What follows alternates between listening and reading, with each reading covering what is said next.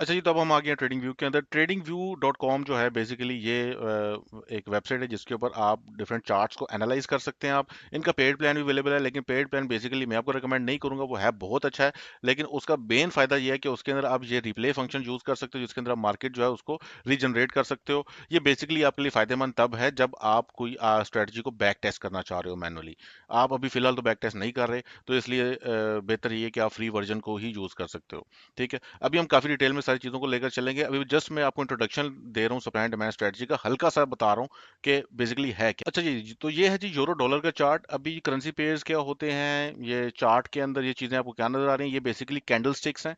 ये एक एक जो लाइन है ये कैंडल स्टिक को रिप्रेजेंट करती है। अभी इसी सेशन में आपको बताऊंगा कि कैंडल स्टिक क्या होती है। इतना भी फिलहाल के लिए आप समझ लें कि जो रेड का मतलब यह है कि मार्केट डंप हो रही है, और जो ग्रीन है इसका मतलब है कि मार्केट ऊपर की तरफ जा रही है। ठीक है जी, ये मैं आपको थोड़ा सा एरो से भी बता देता हूँ। ठीक है जी, इसका मतलब ये है कि मार्केट जो है नीचे डंप हो रही है, इसका मतलब ये है कि मार्केट जो है ऊपर की तरफ जा रही है। अब ये जितने भी बड़े बड़े डंप्स होते हैं या बड़ी बड़ी मार्केट राइजेस होते हैं, इनके पीछे कोई ना कोई बड़ा इंस्टीट्यूशन इन्वॉल्व होता है। यहाँ पर अगर आप नोट करेंगे, तो अभी मैं एक सेकंड यहाँ पे रेक्टेंगल बना लूँ। ये ये जो जोन है बेसिकली जहां से मार्केट ने एक शार्प डंप लिया, इसका मतलब है कि यहाँ पर किसी बड़े बैंक इंस्टीट्यूशन ने अपना सेल ऑर्डर प्लेस किया है। अब यहाँ पर उसने चूंकि अपना सेल ऑर्डर प्लेस किया है, ठीक है, तो कुछ ना कुछ ऑर्डर्स उसके फुलफिल हुए होंगे। ठीक है, और कुछ रिमेनिंग ऑर्डर्स उसके रहते होंगे, जिनको फुलफिल करने के लिए मार्केट वापस आएगी। तो ये zones basically as a magnet act करते हैं। ठीक है, मतलब यहाँ पे प्राइस जो है, यहाँ आप देख रहे हैं यहाँ पे प्राइस है, तो अब यहाँ पर जब भी प्राइस इस जोन के अंदर वापस आएगी, तो गालिब इम्कान ये है कि मार्केट थोड़ा सा पुल बैक लेगी नीचे की जानिब। जब वो पुल बैक लेगी तो हम अपना प्रॉफिट लेके बाहर आ जाएंगे। ठीक है जी, बेसिकली एक शॉर्ट सी मैंने आपको एक समरी बताई है।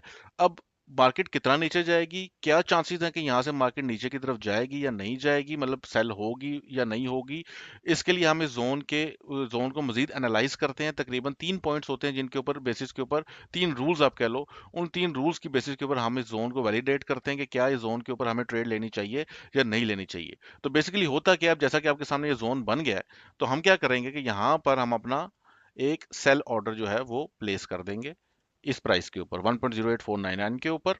यहाँ पे हमारा एक पेंडिंग ऑर्डर प्लेस हो जाएगा। तो जब भी मार्केट वापस आएगी हमारा वो ऑर्डर फुलफिल हो जाएगा। हमने ऑलरेडी टेक प्रॉफिट भी डाला होगा, उसके बाद अगर ट्रेड हमारी फेवर में जाती है तो प्रॉफिट हम बुक कर लेंगे, एंड सो फोर्थ।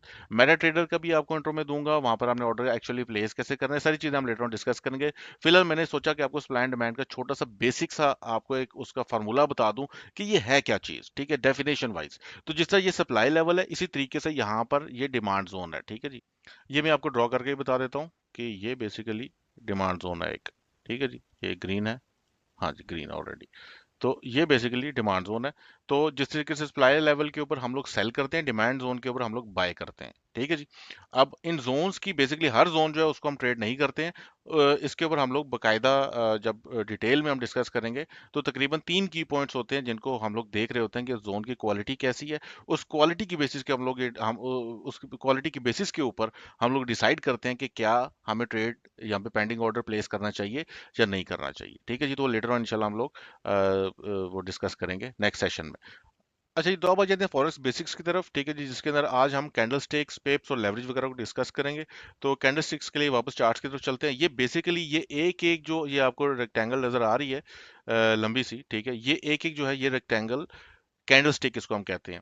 अब ये है 1 आवर का टाइम फ्रेम, मतलब ये कि यहाँ पर हर एक कैंडल जो है ये पूरा 1 घंटे का जो टाइम फ्रेम है उसको रिप्रेजेंट कर रही है कि उस 1 घंटे के अंदर क्या हुआ। जैसे कि फॉर एग्जांपल ये जो कैंडल स्टिक है ये वाली थर्सडे 23 मई 24/19, यानी कि ये तकरीबन 7 बज रहे हैं। ठीक है, इसके मुताबिक ट्रेडिंग व्यू के मुताबिक जो टाइमिंग है, अब 7 बजे इसने, बल्कि इसको छोड़े, ये तो अभी चल रही है कैंडल, इसके पिछले पर चलते हैं। ठीक है, जो 18 आवर्स वाली है, जो कि पिछले घंटे की कैंडल है। ठीक है, 6 बजे की। 6 बजे क्या हुआ था कि 6 बजे जो मार्केट थी वो मैक्सिमम, यहाँ पे कैंडल की जो आप टॉप पे जो ये देख रहे हैं, यहाँ पे मैक्सिमम के जो प्राइस है वो गई थी 1.08138 के ऊपर। लोएस्ट पर जो प्राइस गई थी वो गई थी 1.08049 के अंदर। कैंडल चूंकि रेड है, इसका मतलब ये है कि प्राइस जो है कैंडल यहाँ पर ओपन हुई थी। ठीक है, मतलब 1.08116 के ऊपर, और यहाँ पर वो क्लोज हुई है जब ये 1 आवर खत्म हुआ है। तो इस ये प्राइस ये थी 1.08055। ठीक है, यानी यहाँ पर वो ओपन हुई, यहाँ पर वो क्लोज हुई। अगर रेड कैंडल है इसका मतलब है कि ओपन वो ऊपर होता है और क्लोज नीचे होती है। ठीक है, ये हाईएस्ट पॉइंट है, मतलब इतनी हाईएस्ट वैल्यू थी प्राइस की उस एक घंटे के अंदर जो कि पहुंची थी। और ये lowest value of that price है कि इतने में यूरो डॉलर की 1.08049 पर लोएस्ट वैल्यू गई थी। तो ये है जी 1 आवर का चार्ट। इधर हर एक कैंडल स्टिक जो है वो एक एक घंटे की है, मतलब वन हर एक कैंडल स्टिक जो है वो एक एक घंटे का बता रही है।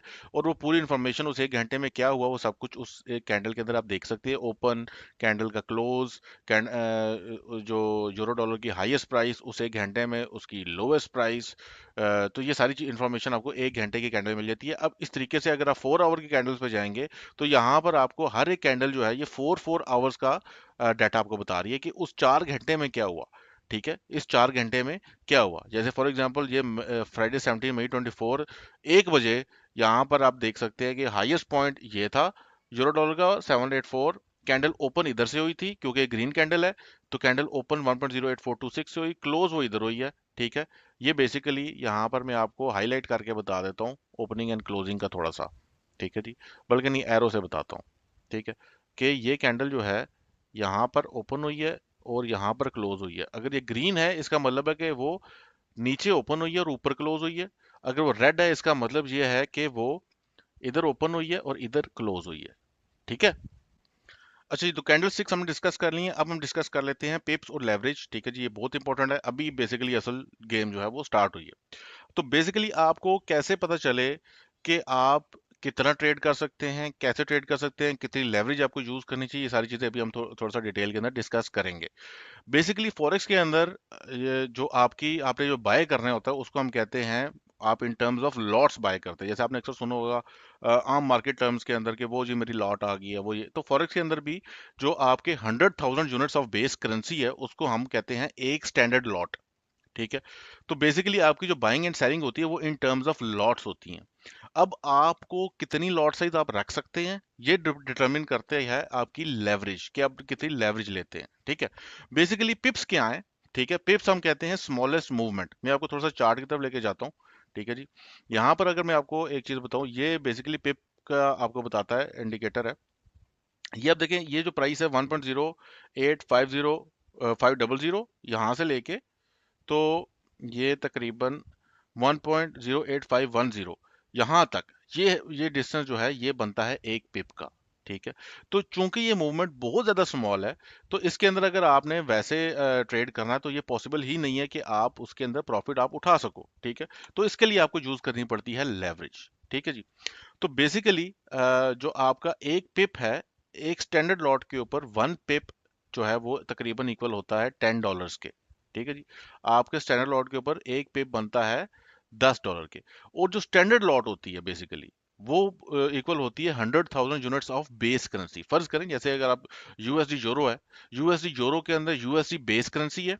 ठीक है, और यूरो है वो कोट करेंसी है जिसके अंदर वो ट्रेड हो रहा है। ठीक है, तो एक स्टैंडर्ड लॉट बेसिकली किसके इक्वल होती है, 100,000 यूनिट्स ऑफ बेस करेंसी, मतलब वो $100,000 के इक्वल हो गई। ठीक, अब फर्ज करें आपका बैलेंस है, फर्ज करें $100 के इक्वल।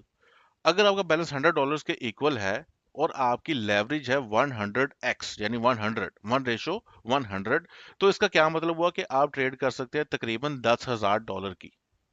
ठीक है, ये चीज ध्यान में रखिएगा कि एक स्टैंडर्ड लॉट किसके इक्वल है, 100,000 यूनिट्स के। ठीक है, अब $100 से आपने जब 100x लेवरेज यूज की तो अब आप 10,000 की अमाउंट से ट्रेड कर सकते हैं। ठीक है, यानी $100 से आप $10,000 की वैल्यू की जो वॉल्यूम है वो आप ट्रेड कर सकते हैं। अब इसके अंदर मैक्सिमम लॉट साइज आप कितनी यूज कर सकते हैं ये मैं आपको थोड़ा सा लेके चलता हूँ, तो इधर ग्राफिक्स के ऊपर। ठीक है जी, आपके पास जो वन स्टैंडर्ड लॉट है, वन लॉट साइज जिसे हम कहते हैं, वन स्टैंडर्ड लॉट जो है वो इक्वल है 100,000 यूनिट्स के, जो भी बेस करेंसी है। ठीक है, 100,000 यूनिट्स, सिंप्लिसिटी के लिए हम इसको डॉलर कह लेते हैं वैसे ही आपको, ताकि आपको समझने में आसानी हो। ठीक है जी, $100,000 जो है वो इक्वल है वन लॉट के। ठीक है, वन लॉट के। ठीक है जी, अब आपके पास आपने चूंकि रखी है 1:100 लेवरेज, बैलेंस है आपका $100। ठीक है, $100 बैलेंस के ऊपर आप ट्रेड कर सकते हैं तकरीबन $10,000 के वैल्यू। ठीक है, $10,000 की। अब आपने डिटरमिन करना है कि मैक्सिमम कितनी लॉट साइज आप यूज कर सकते हैं। तो वो बेसिकली आप यूज कर सकते हैं बेसिकली 1 डिवाइडेड बाय $100,000, ठीक है, जो कि एक स्टैंडर्ड लॉट के इक्वल होती है, मल्टीप्लाइड बाय जो आपका बैलेंस है 10,000, ये फार्मूला है, ठीक है। इससे आपका लॉट साइज आ जाएगा जो कि बनता है 0.1 लॉट, यानी इतनी मैक्सिमम लॉट साइज आप यूज कर सकते हैं, ठीक है। 0.1 लॉट $100 के बैलेंस के ऊपर, 100 लेवरेज के ऊपर। इस तरीके से आपको पता चलेगा कि आप कितना रिस्क ले सकते हैं, ठीक है, और कितनी मैक्सिमम लॉट जो है वो आप लॉट से यूज कर सकते हैं। लेवरेज जो है ना बेसिकली दो धारी तलवार होती है, ठीक है। अगर तो ये आपको प्रॉफिट्स दे रही है ना, यानी आपको 100 टाइम्स अगर आप प्रॉफिट्स दे रही है तो 100 टाइम्स लॉस भी दे रही है। अगर मार्केट आपकी डायरेक्शन में मूव करती है तो आपको प्रॉफिट है 100 टाइम्स, अगर आपके अगेंस्ट मूव करती है तो 100 टाइम्स लॉस भी है, ठीक है। तो ये बहुत जरूरी है समझना इस बात को। बिगिनर्स के लिए लेवरेज जो है वो तो उनको यूज ही नहीं करनी चाहिए जब वो इंतहाई बिगिनिंग के अंदर है। और अगेन लेवरेज जो है ये आपके ट्रेडिंग सिस्टम पर भी डिपेंड करती है। जैसे मेरा ट्रेडिंग सिस्टम जो है उसके ऊपर आपको हाई लेवरेज चाहिए होती है, क्योंकि नॉर्मली मेरे टेक प्रॉफिट और स्टॉप लॉसेस स्मॉल होते हैं। तो चूंकि स्मॉल होते हैं, ठीक है, तो इसलिए मुझे ज्यादा से ज्यादा जो है ना बैलेंस चाहिए होता है, तो इसलिए बिगर लॉट्स यूज करनी पड़ती हैं। और जब बिगर लॉट्स यूज करनी पड़ती हैं तो बेहतर होता है उनके लिए कि आप मैक्सिमम ज्यादा लेवरेज यूज करो, ताकि आपका पीछे जो है ना वो मसला ना बन जाए कोई, आपको मार्जिन कॉल ना आ जाए, ठीक है। तो अभी मेटा ट्रेडर के ऊपर भी हमने, मेटा ट्रेडर बेसिकली जो है वो एक टर्मिनल होता है जिसके ऊपर हम लोग ट्रेडिंग करते हैं। वो भी मैं लेटर ऑन आपको उसका जब इंट्रो दूंगा तो मार्जिन मार्जिन कॉल्स वगैरह का मैं भी आपको बताऊंगा। तो जी अब चलते हैं वापस स्लाइड्स की तरफ।